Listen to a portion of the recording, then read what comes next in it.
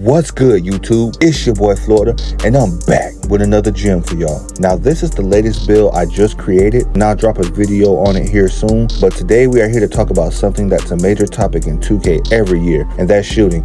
And to be more specific, we're going to talk about the shooting on this build. Now, everybody is pretty much running around with high 90 3-point attribute ratings on their guard builds. And usually the most expensive attribute ratings category on the game is shooting. Every team needs a good sharp on the squad. That usually means going with at least a 90 plus 3-point rating. Something I've done in the past 2Ks is learn how to shoot with lower shooting ratings. This opens up the capabilities of your build so much more. And this year is no different, even with RNG in the shooting. Yes, you're looking at that right. A 74 3-point attribute rating. In my opinion, this is more consistent than a high 90s 3-point rating. Yeah, I know that's crazy to hear somebody say, right? And I don't have a 99 3-point build, but I've seen so many people complain about how inconsistent 99 3 is, and it is way too expensive to get to for essentially to be 50. This build is a catfish build. When players see the name, they automatically just assume I can't shoot, but I'm the best low rating shooter in this game, unbeknownst to them. I can shoot fading threes, step back threes, even contested threes with a 74 rating. It does not matter.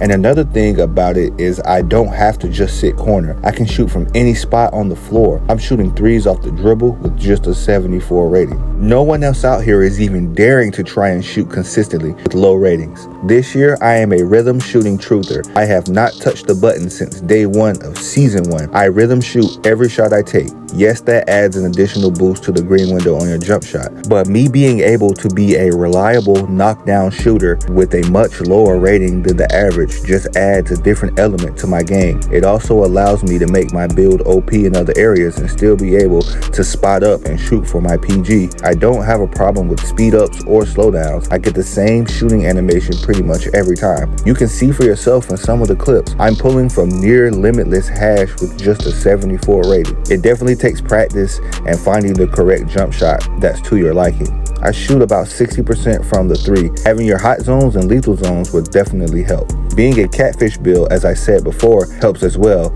as you will get left open because your opponent will be daring you to shoot. Even though RNG has defenders leaving everybody open this year. In no way am I telling you guys to go and make a 74 3-ball build and go out there and just throw up shots. I'm merely just showing you guys what I'm able to do with it and how capable of a shooter it is when you put in practice time to improve and perfect your skill. Now, the reason I even tried out a 74 3-pointer on a guard build is because I have a center with the same rating and I'm lights out with that build. So I knew that with better releases and the basis that the guards get, I would have no problem shooting with this rating. Shooting with the lower rating does take skill and it does take practice. If you don't have the patience or time it takes to be lethal with this low of a rating, do not go out and try this in online modes. But I've been shooting with 70 to 74 3-point rating since 2K19, so I'm confident enough to say I have it down packed. But if you are wanting to try and get better with lower ratings, I suggest to whoever to get in the lab